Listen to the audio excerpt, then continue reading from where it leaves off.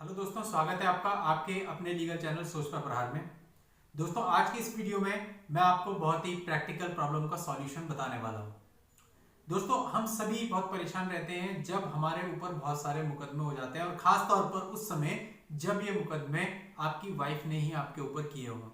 अधिकतर और बहुत सारे कमेंट इस तरह के आते हैं कि भाई मेरे ऊपर एक तीन तीन चार चार पांच पांच मुकदमे कर दिए गए हैं और अब मैं क्या करूं।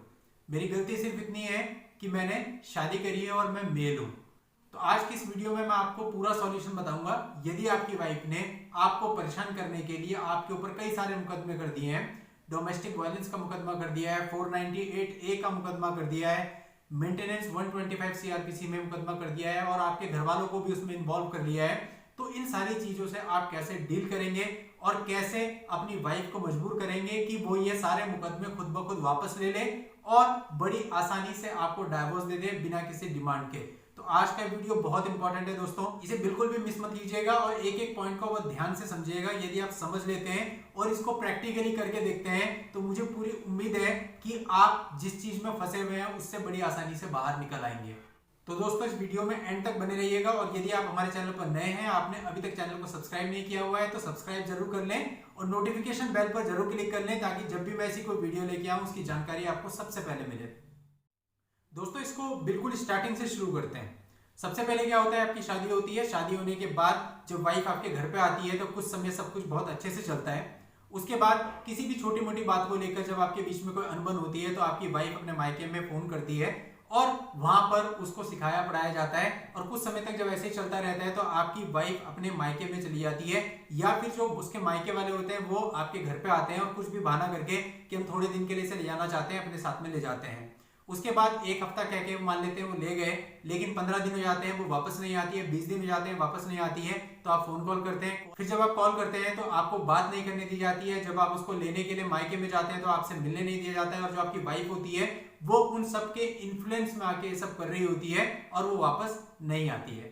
फिर हार करके आप किसी एडवोकेट से मिलते हो, वो आपको सलाह देता है कि भाई सेक्शन 9 का मुकदमा डाल के उसे वापस ले आओ, तो आप सेक्शन 9 का केस फाइल कर देते हैं। जैसे ही इस केस की सूचना आपकी वाइफ को मिलती है, वो भी किसी एडवोकेट से मिलती है और उनका जो एडवोकेट होता है वो उनको सलाह देता है कि आप 125 सीआरपीसी में मेंटेनेंस का मुकदमा डाल दो।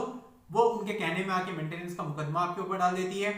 उसके बाद 498A का मुकदमा भी कर देती है, आपको और आपके जितने फैमिली मेंबर्स हैं उन सबको भी उसमें इन्वॉल्व कर लेती है, जिसकी वजह से आपके फैमिली मेंबर्स भी परेशान हो जाते हैं। आपके माता पिता बहन भाई उनका करियर भी कई बार खराब हो जाता है और कई बार झूठा डोमेस्टिक वायलेंस का मुकदमा भी कर देती है। इन शॉर्ट, प्रेशर बनाने के लिए आपके ऊपर कई सारे मुकदमे एक साथ कर दिए जाते हैं। दोस्तों, अब आपसे डिमांड की जाती है पेमेंट की कि यदि आप एक अच्छा खासा मोटा हैंडसम अमाउंट अपनी वाइफ को देते हैं तो वो सारे मुकदमे वापस ले लेगी और आपके पास कोई ऑप्शन नहीं होता क्योंकि आपको इन सब से बाहर आना होता है, तो आप वो पेमेंट देने के लिए उसे तैयार हो जाते हैं। तो फाइनल ये होता है कि जब आप बहुत सारी पेमेंट दे देते हैं उसके बाद वो आपको डाइवोर्स देती है और आपको छुटकारा मिलता है। तो दोस्तों, वाइफ इतने सारे मुकदमे केवल इसीलिए आपके ऊपर दर्ज कराती है कि आपके ऊपर मेंटल प्रेशर बने और एट द एंड आप उसकी बात मानने को मजबूर हो जाए।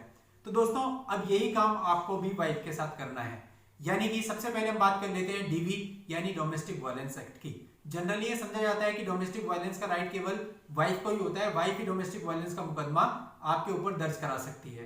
पर दोस्तों, ऐसा नहीं है, आप भी डोमेस्टिक वायलेंस का मुकदमा वाइफ के ऊपर दर्ज करा सकते हो। अब इसको इस तरह से बिल्कुल ना लें कि आप ये मुकदमा दर्ज कराएं कि आपकी वाइफ ने आपको मारा, क्योंकि ये प्रैक्टिकली सही नहीं लगेगा और दूसरा कोर्ट भी इस बात को नहीं मानेगी।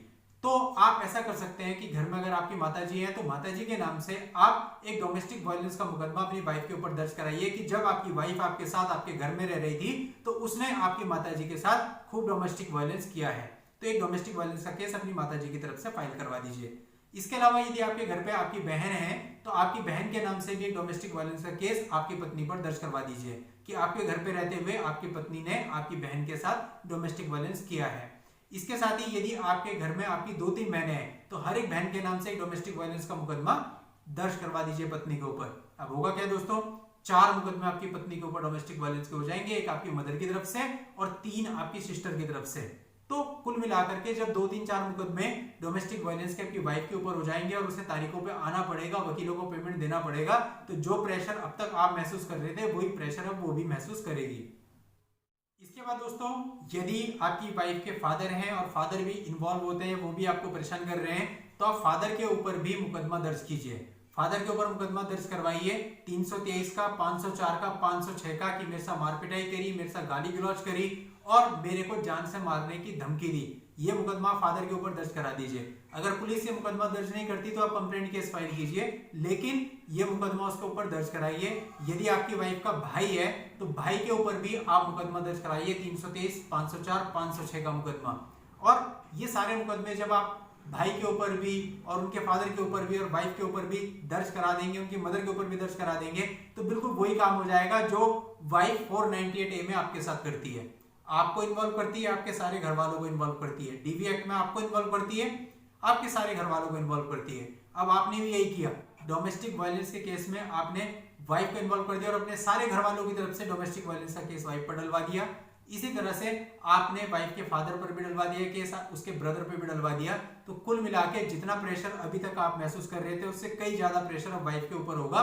और यकीन मानिए अगर आप इतना कर देते हैं तो आपकी वाइफ हाथ जोड़ के आपसे खुद कहेगी कि भैया इस सारे काम को खत्म कर ले और डाइवोर्स ले ले, मुझसे लिख के देती हूँ डाइवोर्स, लेकिन ये सारे मुकदमे खत्म कर दे। तो दोस्तों आपको थोड़ा सा स्ट्रांग बनना पड़ेगा और अंदर से जब आप मुकदमे झेल ही रहे हैं तो भैया आप उसमें एज ए अभियुक्त के मुकदमे झेल रहे हैं, एज ए कंप्लेनेंट मुकदमे कीजिए। फिर कंप्लेनेंट आप होंगे, अभियुक्त वो होंगे। तो कुल मिलाकर के आप एक्यूज मत बनिए, आप अपने आप को कंप्लेनेंट की पोजीशन में रखिए। अगर 4 मुकदमे वाइफ दर्ज करती है तो 8 मुकदमे आप दर्ज कीजिए और आप इस चुंगल से निकल जाओगे। दोस्तों ये मेरा आजमाया हुआ टैक्टिक्स है, ये चीज हमने कई बार करके देखी है और इसके नतीजे बहुत अच्छे मिले हैं। इसके नतीजे ऐसे भी मिले हैं, मेरे एक केस में एक लड़की 10 लाख रुपए मांग रही थी, बाद में उसने 1 लाख रुपए में कॉम्प्रोमाइज करके डाइवोर्स दिया है। तो इसके इस तरह के परिणाम मिलते हैं। तो दोस्तों अगर आपको जानकारी अच्छी लगी हो तो इसे एक बार फॉलो जरूर करके देखिएगा। दोस्तों अगर आपको वीडियो पसंद आई हो तो वीडियो को लाइक और शेयर जरूर कीजिएगा। दोस्तों आप अपनी पर्सनल प्रॉब्लम के लिए भी मुझसे कांटेक्ट कर सकते हैं। उसके लिए इस वीडियो के नीचे डिस्क्रिप्शन में मेरा व्हाट्सएप नंबर दिया हुआ है, उस नंबर पर आप मुझे मैसेज कर सकते हैं, अपनी अपॉइंटमेंट बुक कर सकते हैं। उसके बाद मेरी टीम आपको पूरा गाइड करेगी और नए वीडियो में नई जानकारी के साथ मैं आपसे फिर मिलूंगा। तब तक के लिए goodbye and thank you for watching.